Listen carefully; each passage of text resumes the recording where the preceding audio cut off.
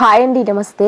ఈరోజు మన కిచెన్లో గోంగూర చట్నీని కాస్త డిఫరెంట్గా, చాలా టేస్టీగా, సింపుల్గా ఎలా ప్రిపేర్ చేసుకోవాలో ఈ వీడియోలో మీకు చూపిస్తాను. ఎప్పుడు చేసే విధంగా కాకుండా ఇలా ఒకసారి ట్రై చేయండి, చాలా రుచిగా ఉంటుందండి. ఇక్కడ నేను ముందుగానే గోంగూరని ఒలిచి నీట్గా క్లీన్ చేసి పెట్టేశాను. ఇక్కడ 2 కట్టల వరకు పుల్లటి గోంగూరని, 2 కట్టల వరకు తెల్ల గోంగూరని తీసుకున్నాను. కావాలి అంటే మొత్తం పుల్ల గోంగూరనైనా తీసుకోవచ్చు, కానీ తెల్ల గోంగూరని పూర్తిగా తీసుకోవద్దు. కొంచెం పుల్లటి గోంగూర ఉంటేనే టేస్ట్ బాగుంటుంది.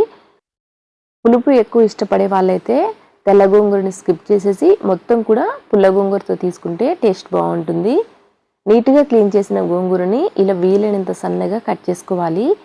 ఇలా కట్ చేసేసి ఒక గిన్నెలోకి తీసుకొని పక్కన పెట్టేసేయాలి. ఇక్కడ చూడండి, వీడియోలో చూపిస్తున్న విధంగా ఇలా కట్ చేసేసి ఇప్పుడు ఒక గిన్నెలోకి తీసుకున్నాను. ఇప్పుడు ఈ గిన్నెని పక్కన పెట్టేసి ఆ తర్వాత మిగతా ప్రాసెస్ని చూసేద్దాం.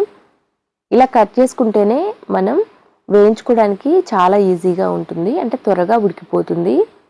నెక్స్ట్ ఇప్పుడు స్టవ్ మీద అడుగు మందంగా ఉండే ఒక పాత్రని పెట్టి కొంచెం మెంతులని, అలాగే కొంచెం ధనియాలని, అలాగే కొంచెం మిరియాలని, కొంచెం జీలకర్రని వేశాను. ఆ తర్వాత కొన్ని ఎర్రమిరపకాయలు కూడా వేసేసి ఇప్పుడు నిదానంగా వేయించుకోవాలి. కొంచెం కరివేపాకు కూడా వేసేసాను. లో ఫ్లేమ్లో పెట్టి ఇవేమీ మాడకుండా కాస్త కలర్ చేంజ్ అయ్యే వరకు వేయించుకోవాలి. చక్కగా వేగాయి అంటే మంచి ఫ్లేవర్ వస్తుంది, మనకు అర్థమైపోతుంది. వీటిని లో ఫ్లేమ్లో వేయించుకుంటేనే లోపల వరకు చక్కగా వేగుతాయండి. ఈ ఒక్క మసాలా ఉన్నట్లయితే చట్నీకి మంచి రుచి వస్తుంది. పూర్తిగా చల్లారిన తర్వాత ఇలా మిక్సీ జార్లోకి వేసుకొని ఫైన్ పౌడర్ పట్టుకొని ఇప్పుడు ఈ మసాలా పొడిని ఒక గిన్నెలో వేసి పక్కన పెట్టేసేయాలి. ఈ మసాలా వల్లనే చట్నీకి మంచి టేస్ట్ వస్తుంది. నెక్స్ట్ మళ్ళీ ఇదే మిక్సీ జార్లోకి కారానికి తగినన్ని పచ్చిమిరపకాయలు వేసేసాను. ఆ తర్వాత కొన్ని వెల్లుల్లి రెబ్బలు కూడా వేసేసి కచ్చా పచ్చగా గ్రైండ్ చేయాలి. ముందు మనం కొన్ని ఎర్రమిరపకాయలు తీసుకున్నాం కదా, ఆ తర్వాత కొన్ని పచ్చిమిరపకాయలు కూడా ఇలా మిక్సీకి వేసేయాలి. నెక్స్ట్ మళ్ళీ అదే పాత్రని పెట్టేశాను స్టవ్ మీద. ఈ చట్నీకి నూనె కాస్త ఎక్కువగానే పడుతుంది. నూనె వేడైన తర్వాత కొంచెం తాలింపు గింజలు, అలాగే కరివేపాకు కూడా వేసేసి ఆ తర్వాత మనం ముందుగా మిక్సీ పట్టిన పచ్చిమిర్చి పేస్ట్ కూడా వేసేయాలి. ఇలా వేసేసి ఈ పచ్చిమిర్చి పేస్టు కాస్త వేగనివ్వాలి. లో ఫ్లేమ్లో పెట్టి నిదానంగా ఒక 10 నిమిషాలు వేయించాము అంటే చక్కగా వేగిపోతుంది. నెక్స్ట్ కొంచెం పసుపు కూడా వేసేసి అంతా కూడా కలిపేసేయాలి.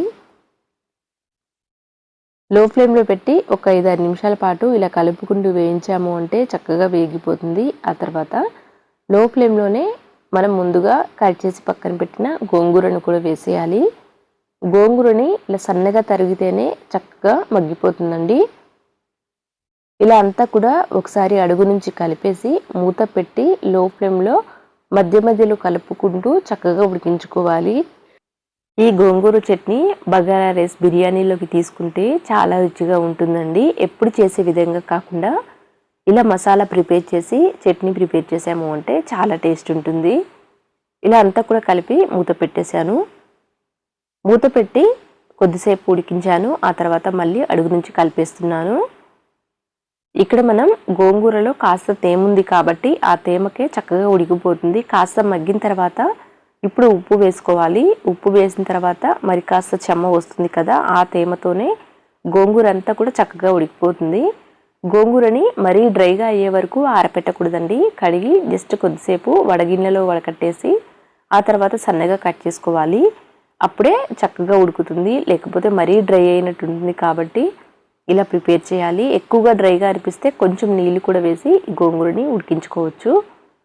ఇలా ఉప్పు వేసిన తర్వాత అంతా కూడా ఒకసారి కలిపి మళ్ళీ మూత పెట్టేశాను. ఇక్కడ చూడండి, అంచుల వెంట నూనె సెపరేట్ అవుతుంది కదా, ఇలా సెపరేట్ అయ్యే వరకు కూడా అడుగు నుంచి చక్కగా కలుపుకుంటూ మధ్య మధ్యలో మూత పెడుతూ మగ్గించుకోవాలి. ఇక్కడ నేను ఆల్మోస్ట్ ఉడికిపోయింది కాబట్టి లాస్ట్లో మనం ముందుగా ప్రిపేర్ చేసిన మసాలా పొడి వేస్తున్నాను. మసాలా పొడి కూడా చూసి వేసుకోవాలి, అంతా కూడా ఒకేసారి వేయకుండా.